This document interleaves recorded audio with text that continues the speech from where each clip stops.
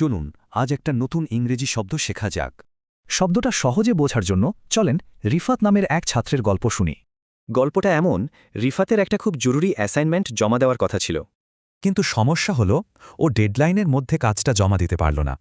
এমনকি টিচার আরেকটা সুযোগ দেওয়ার পরেও সে কাজটা জমা দিতে পারল না। তো কি মনে হয় টিচার এখন কি করলেন? টিচার রিফাতকে একটা রিপ্রিম্যান্ড দিলেন। এর মানে হল আনুষ্ঠানিক তিরস্কার।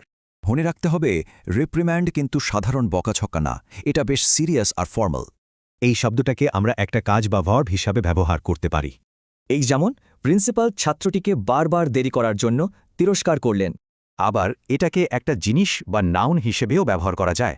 এই বাক্যে দেখুন, কোম্পানি একটা আনুষ্ঠানিক তিরস্কার বা নোটিশ জারি করেছে। দেখুন, এখানে পার্থক্যটা পরিষ্কার। একদিকে কাজ, আরেকদিকে বস্তু। এই শব্দটা কিন্তু শুধু স্কুলেই ব্যবহার হয় না, অফিসের ক্ষেত্রেও হয়। যেমন ধরুন, প্রজেক্টের ডেডলাইন মিস করায় সুপারভাইজার তার টিমকে তিরস্কার করলেন। তাহলে শব্দটা মনে রাখার জন্য মূল বিষয়গুলো কি কি চলুন দেখি।